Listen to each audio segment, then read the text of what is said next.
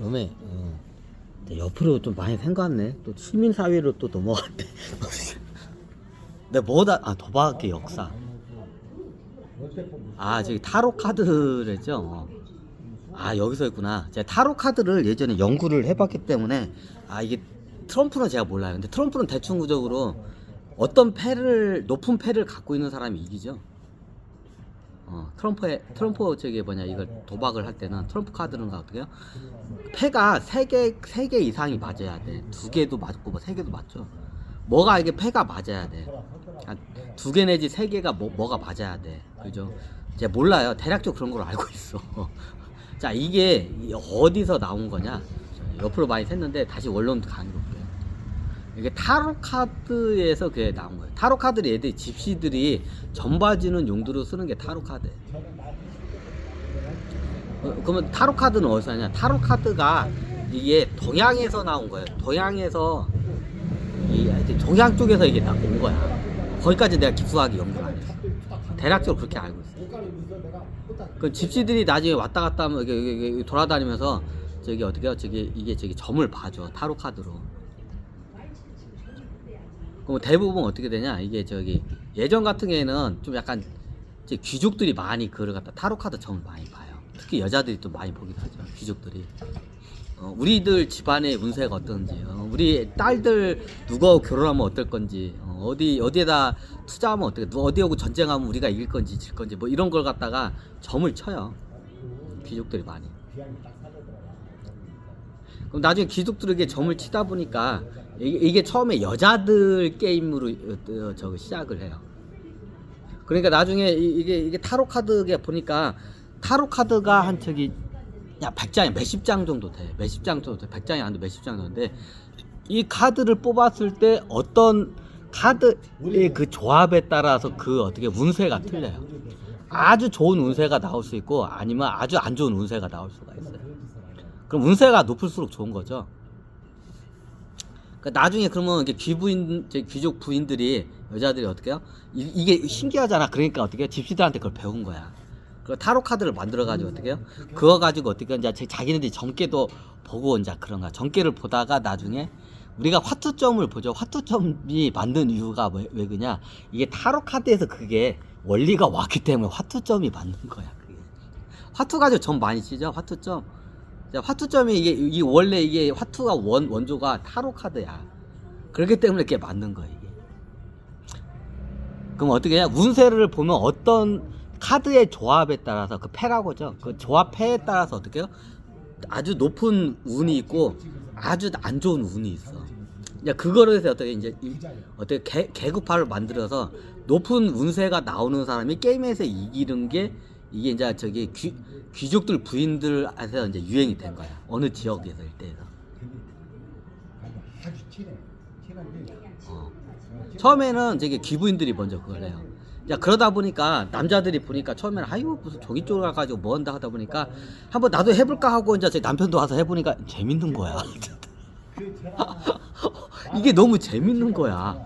재밌는 거야. 이거 재밌는데 하면서 이게 타로 카드 가지고 게임을 하니까 재밌는 거야. 이게 딱 무작위로 해가지고 뽑아서 딱 해보니까 높은 패 나오는 사람이 이기니까 이 게임이 너무 재밌는 거야. 너무 재밌는 거야 이게. 그러니까 어떻게 해요? 그 당시에 이제 귀족 이제 남편들도 어떻게 이제 그걸 하는 거야. 근데 중세 시대 때 이게 이제 귀족들 사이에서 이제 퍼져요.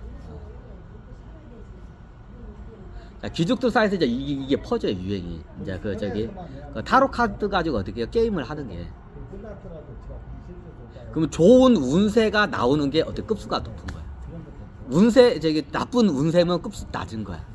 자, 이해가 되시죠? 그러니까 귀족들 간에 어떻게 해보니까 귀족들은 언제 바빠요? 전쟁이 일어나야 바빠. 중세의 기사들도 그죠? 자, 기사들 평화로운 시기에는 할 일 없어. 기사들은 어떻게 싸움을 해야 하잖아. 적군과 싸워서 이겨야지. 그래야 바빠. 평화로운 시기에는 기사들도 어떻게 해요? 한가해요. 나중에 기사들이 나중에 귀족이 돼요, 대부분. 그죠? 그럼 중세의 귀족들은 어떻게 돼요? 할 일이 없어. 뭐예요? 하루 종일 노는 일밖에 없어. 전쟁이 일어나야 할 일이 있어요. 자, 일은 하긴 하는데 거의 안 해요. 조금밖에 안 해요. 중세시대 때 그 귀족들은. 자, 노동은 누가 다 해요? 일명 소장농이나 농노들이 어떻게 해요? 농사를 지으면 어떻게 해요? 다 바쳐요. 조공을 다 바치죠. 귀족들한테. 그럼 어때요? 그거 가지고 먹고 살아요. 귀족들은 어떻게 해요? 하루 종일 놀아요. 그리고 어디가 하루 종일 이렇게 장식하고 이렇게 외모 꾸미고 옷 입고 랄랄라 하고 어떻게 해요? 저녁이면 어떻게 해요? 파티를 하고 놀아요. 파티는까지는 안 가는데 저녁에는 그렇게 놀아요. 하루 종일 놀아. 중세시대 때 귀족들이 어떻게 하는 일이 없어. 하는 일이 뭐예요? 하루 종일 놀아. 쟤네들은 할 일이 없어. 그냥 심심하잖아 낮에. 그러다 보니까 귀족 부인들이 어떻게 해요? 이게 타로 카드 가지고 게임을 하는 거 보니까 이게 재밌는 거야. 그러니까 귀족 남자들도 어떻게 해요? 이거 여기 뭐가 지나갔는데? 금방 여기 뒤로 쑥 뭐가 지나갔어요. 안 보이시나요? 보인 사람은 보였을 거예요. 여기 지금 이게 뭐냐 염력으로 써가지고 뭘 휙 한 거야. 누가 초능력자가 그게 가능하냐고. 가능해요. 그럼 어떻게 돼요?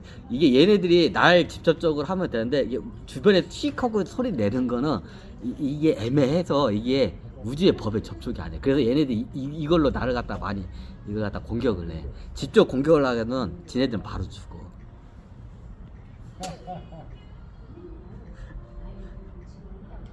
그래요. 하여튼 이게 아마 지금 보이신 능력자는 보였을 거야. 금방 뭐가 휙 지나갔어요. 저는 느껴요. 딱 장풍이 비슷해요. 장풍 같은 게 지나갔어. 안 보이지만 소리하고 이게 느낌은 딱 지나가요. 자, 원론적인 강의로 들어갈게요. 장풍 얘기해달라고 됐어. 자, 원론적인 강의로 들어갈게요. 자, 이게 뭐냐 어디까지 했지? 얘네들 내 강의를 계속 방해부실라. 맞아. 이게 트럼프 카드에서 이제 귀족들이 할 일이 없어. 중세시대 귀족들은 어떻게 해요? 하루 종일 노는 게 일이야. 하는 일이 없어.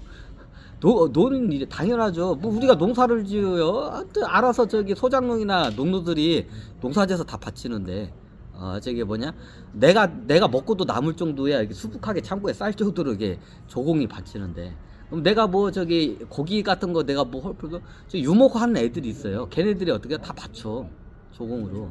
그럼 내가 어떻게 유목도 할 필요 없어. 고기가 들어오고 어떻게 곡식이 들어와. 그럼 내가 요리나 할 필요 없어요. 왜? 하인들이 와가지고 집안에 하인들이 어떻게 요리도 다 해. 그럼 내가 할 일이 없어 귀족들이. 그럼 뭐예요? 하루 종일 노는 일밖에 없어 귀족들이. 중세시대 귀족은 그래. 하루 종일 어떻게 노는 일밖에 없어. 그럼 어떻게 나중에 노는 일 없으니까 어떻게 해요? 이제 재밌는 게임이 생긴 거야. 타로 카드 가지고 어떻게 해요? 이제 하니까 재밌는 거야. 그래가지고 그게 중세시대 때 이제 유럽 전역으로 그게 이제 타로 카드 가지고 귀족 사이에서 어떻게 이 타로 카드 게임이 이제 이게 유행을 확 번지는 거야. 자, 점심시간 이게 낮 시간에 할 일이 없어 남자들이. 왔다 갔다 하면서 얘들이 농사 잘 짓나 안 짓나 감시나 하고 다니고. 야, 그런 일만 좀 해. 귀족들이 할 일이 없어. 그 심심하잖아. 그러니까 귀족들이 모여가지고 어떻게 이게 타로 카드 노니까 재밌는 거야. 그래서 이제 거기에 빠져요 이제. 거기서 트럼프 카드가 생겼나요? 이때는 트럼프 카드가 안 생겨요. 자, 언제 트럼프 카드냐? 가끔 가다가 중세시대 때는 보면 영주들끼리 싸움이 일어나요. 같은 나라 아닌데도 영주끼리 싸움이 일어나요. 예전에 그 사총사라는 그 애니메이션을 보면 왕이 있는데 왕이 어떻게 돼요? 힘이 안 미쳐져 지방 영주들한테. 영주들끼리 막 싸워 지들끼리. 근데 왕이 하지 말라고 해도 지들끼리 막 싸워. 예전에는 그랬어요. 영주들끼리 막 전쟁이 일어나. 그러면 어떻게 돼? 용병을 고용을 해요. 예전엔 그랬어요. 영주들끼리 싸워 공국끼리. 그럼 그때나 좀 바빠. 그럼 영주들끼리 싸우다 보면 어떻게 해요? 이쪽에 군사가 많아야 하잖아요.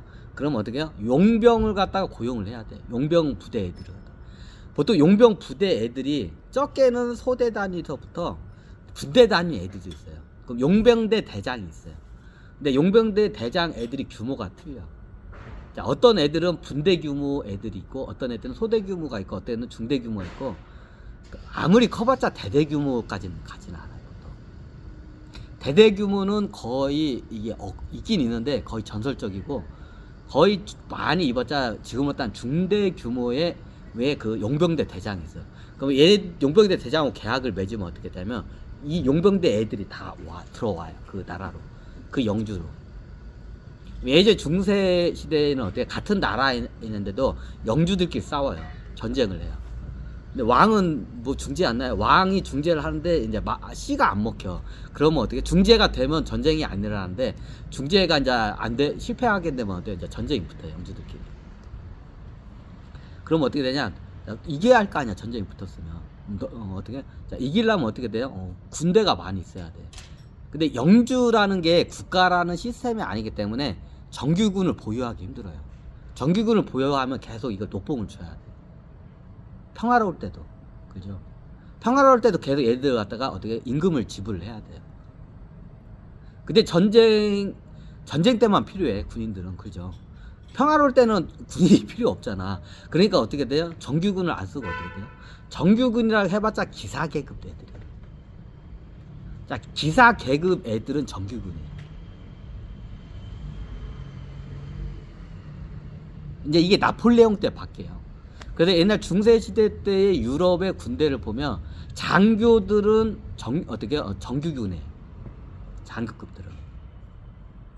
나폴레옹이 유전해요. 그리고 일본 사병들은 뭐야? 다 용병애들이에요. 나폴레옹이 유전인 거죠. 나폴레옹 때 어떻게 해요? 사병까지 다 정규군으로 어떻게 해요? 고용을 한 거예요. 그러면서 실업률이 해소가 된 거예요. 그 당시에. 이해가 되시나요? 이게 나폴레옹, 우리가 알고 있는 군대가 정규군이 언제부터 된 거냐? 나폴레옹 때 최초로 생긴 거예요. 유럽에서. 그러면 어떻게 되냐? 그러면 이게 그러면 예전에 어떻게 되냐? 자, 이런 느낌으로 보면 돼. 자, 이게 한 영주 같은 데서 대군대를 보유를 하려면 세금이 엄청나게 거쳐야 돼요. 애들 봉급 줘야 하니까. 너무 당연하죠. 근데 어떻게 영주에서는 그만큼 세수가 안 거쳐요. 근데 전쟁은 치러야 돼. 그럼 어떻게 돼요? 군대가 필요해. 전쟁을 치러야 돼. 그럼 어떻게 용병 애들을 불러들여요. 용병 애들하고 계약을 보통 연 단위로 계약을 해요. 몇 년 계약. 보통 기본이 2년에서 3년이야. 아무리 짧아도 2년, 3년. 한번 계약하면 2년에서 3년 동안은 어떻게 봉급을 줘야 돼. 한 사람도 얼마씩 봉급을 줘가지고 용병대 대장이 그걸 대표로 계약을 해.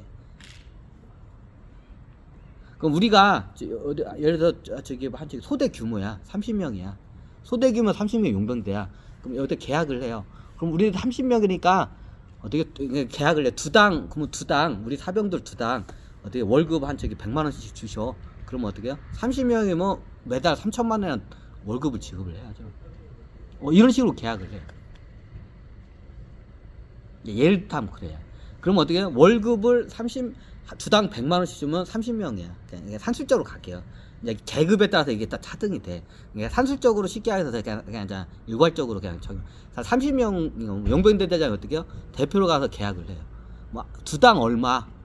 얘들 이제 용병대 훈련도라 보니까 두당 니네 50만 원 그 이하의 상 안 돼. 이제 딱 영주가 해. 그러니까 이쪽에서 어떻게 200만 원 이제 부르는 거죠. 용병대 대장 어때? 200만 원. 두당 월급 200만 원. 계약 3년 조건. 그러면 용병대 대장은 최대한 계약 기간을 길게 잡으려고 하고 그러면서 어떻게 액수를 높이려고 해요. 용병대 대장은. 근데 영주는 어떻게 돼요? 전쟁 때만 쓰면 돼. 그럼 최대한 계약 기간은 짧게 전쟁 기간 때만 쓸 수 있는 짧은 기간만 최대한 짧게 계약하고 어떻게 해요? 최대한 두당 월급을 적게 주려고 해요. 너무 당연하죠. 그러면 어떻게 그 딜을 해요?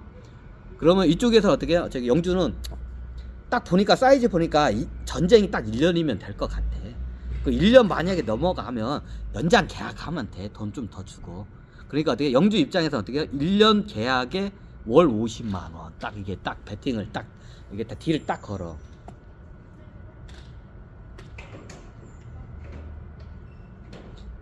제 용병대 대장은 노. 우리 최고 용병대라고 굉장히 싸움. 우리가 소수는 소대병력 30명밖에 안 되지만 일당백이라고. 우리는 3,000명하고 그냥 3,000명하고 붙어도 우리는 성을 갖다가 어떻게 사수할 자신 있다고. 자, 우리보다 100배 군대가 와도 우리는 사수할 이 성을 사수할 저기 자신 있다고 믿으라고. 그래. 그게 가능하냐? 가능해요. 성이 철옹성 같은 요새가 됐어요. 여기는 소수의 병력만 있어도 방어가 돼. 이게 대표적인 게 옛날 콘스탄티누 거기가 그래요. 콘스탄티누 이 성이 굉장히 철옹성이에요.